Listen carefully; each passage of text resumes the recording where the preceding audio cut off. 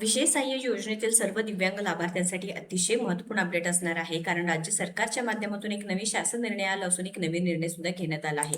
आता हा शासन निर्णय काय असणार आहे ही सगळी माहिती आपण लगेच बघूया. कारण जी.आर. एक 3 पानी आहे, त्यामध्ये काही नियम अटी देण्यात आलेले आहे. जे तात्पुरते दिव्यांगत्व कार्ड असलेले, UDID कार्ड असलेले दिव्यांग बांधवांसाठी जे हप्ते बंद झाले होते, पुन्हा एकदा आता लाभ स्वरूप संदर्भात एक नवीन शासन निर्णय आला आहे. तर तात्पुरते दिव्यांगत्व म्हणजेच टेम्पररी UDID प्रमाणपत्र असलेल्या लाभार्थ्यांना विशेष सहाय्य योजनेचा लाभ सुरू ठेवण्यासंदर्भात हा नवीन शासन निर्णय आला आहे. काय ते लगेच समजून घेऊया. कारण लाभार्थ्यांनो लक्षात घ्या, काही दिवसांपासून यावरती भरपूर वाद सुरू होते की जे लाभार्थ्यांचे हप्ते आहेत ते वेळेवर मिळत नाही, पैसे बंद करण्यात आले. हे जे तात्पुरते दिव्यांगत्व आहे किंवा टेम्पररी UDID कार्ड असलेले दिव्यांग बांधवांना हप्ते मिळणार नाही, असे अनेक जे काही GR असतील, नियम असतील, अटी असतील आले होते. मात्र आता एक नवीन शासन निर्णय आला आहे व या संदर्भात जे माननीय अतुलजी सावे यांनी सुद्धा काल त्यांच्या सोशल मीडियाच्या पोस्टद्वारे माहिती देण्यात आली आहे. पण आता GR निघाला आहे, त्यामध्ये काही नियम व अटी आहे ते तुम्हाला लगेच पाहून घ्यायचं आहे. बघा, तात्पुरते दिव्यांगत्व टेम्पररी UDID प्रमाणपत्र असलेल्या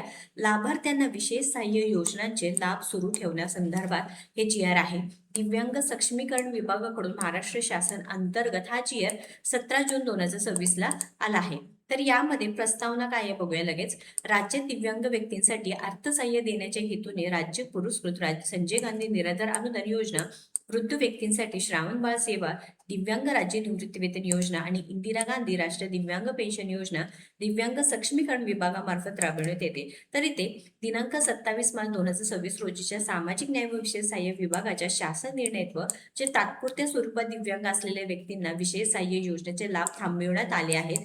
तसेच जे काही UDID कार्ड अनिवार्य करण्यात आले आहे. परंतु अनेक प्रकरणांमध्ये दिव्यांगत्व हे उपचित स्वरूपाचे म्हणजे ॲक्वायर्ड नेचर असते, ज्यामध्ये वैद्यकीय उपचार किंवा शस्त्रक्रियेनंतर सुधारणा होऊ शकते. तसेच बालकांच्या वाढीच्या वयानुसार शारीरिक व मानसिक क्षमतेच्या वेळोवेळी मूल्यांकनाची म्हणजेच असेसमेंटची आवश्यकता असल्याची सक्षम वैद्यकीय प्राधिकरणाकडून तात्पुरते दिव्यांगत्व म्हणजेच प्रमाणपत्र टेम्पररी UDID कार्ड दिलं जातात. तर इथे नियम देण्यात आले आहे की दिव्यांग व्यक्तीचे हक्क नियम 2017 मधील नियम 18 नुसार वैद्यकीय प्राधिकरण योग्य तपासणी केल्यानंतर इथे नियम देण्यात आलेला आहे. तर शासन निर्णय काय आहे संदर्भात आपण माहिती लगेच बघूया की आता तुमच्याकडे परमनंट सर्टिफिकेट ऑफ डिसेबिलिटी आहे का? Certificate of disability indicating the period of validity म्हणजे काय की ते तात्पुरते दिव्यांगत्व प्रमाणपत्र. आता हे नियम तुम्हाला पाळले तरच तुमचे हप्ते सुरू राहणार आहेत. बघा, लक्षात घ्या, ज्या दिव्यांग लाभार्थ्यांकडे सक्षम वैद्यकीय प्राधिकरणाने निर्गमित केलेल्या वैध तात्पुरते दिव्यांगत्व प्रमाणपत्र म्हणजेच टेम्पररी UDID कार्ड उपलब्ध आहे,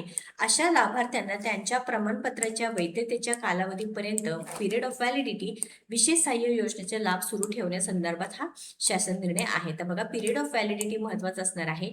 तर इथे तात्पुरत्या प्रमाणपत्राची वैधतेची मुदत संपण्यापूर्वी लाभार्थ्यांचे सक्षम वैद्यकीय प्राधिकरणाकडून आपल्या दिव्यांगत्वाचे पूर्ण मूल्यांकन घेणे आवश्यक असणार आहे, जेणेकरून पुढील लाभ खंडित तुमचे राहणार नाही. बघा, जे काही मुदत संपण्यापूर्वी पूर्णपणे सक्षम वैद्यकीय प्राधिकरणाकडून काय करायचं आहे, आपले दिव्यांगत्वाचे जे काही पुनर्मूल्यांकन करून घेणे काय असणार आहे, आवश्यक असणार आहे. जे टेम्पररी UDID कार्ड असलेल्या टेम्पररी प्रमाणपत्र असलेल्या जे लाभार्थी आहे त्यांच्यासाठी हे महत्वाचं असणार आहे. तुम्हाला रिन्यूएशन म्हणजे तुम्हाला जे मुदत संपण्यापूर्वी पुन्हा एकदा ते वाढवून घेणे आवश्यक असणार आहे.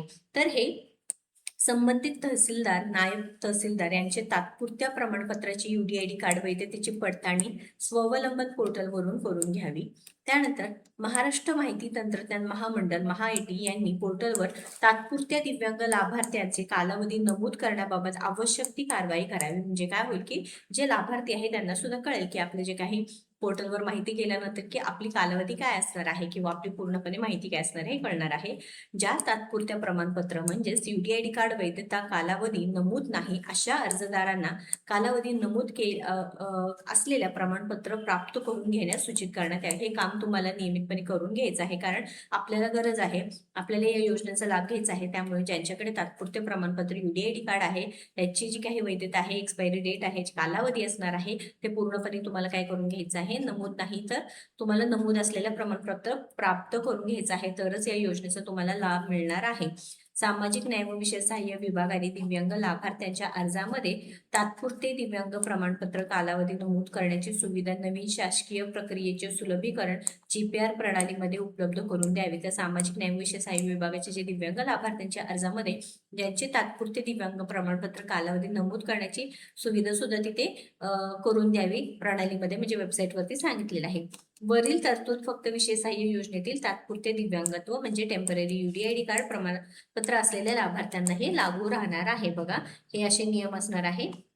सदर शासन निर्णय महाराष्ट्र शासनाचा असणारे सांगितलेला आहे. आता हे सर्व नियम तुम्ही जर पाळले तर नक्कीच UDID कार्ड म्हणजे टेम्पररी UDID कार्ड प्राप्त असलेले जे लाभार्थी आहे त्यांना विशेष सहाय्य योजनेचे लाभ पुन्हा एकदा सुरू होणार आहे. बघा, आता मार्च मध्ये जो GR आला त्यानंतर बरेच प्रश्न होते की टेम्पररी UDID कार्ड असलेले दिव्यांगांचं काय निर्णय आहे. तर तात्पुरते प्रमाणपत्र असलेल्यांना मेन म्हणजे काय करायचं की तुम्ही जे काही व्हॅलिड डॉक्टर्स असणार आहे त्यांच्याकडून ते दिव्यांगत्व प्रमाणपत्र घ्यायचं आहे. त्यानंतर जे संबंधित तहसीलदार, नायब तहसीलदार असणार आहे त्यांच्याकडे जाऊन जे वैधतेची पडताळणी आहे तुम्ही करायची आहे.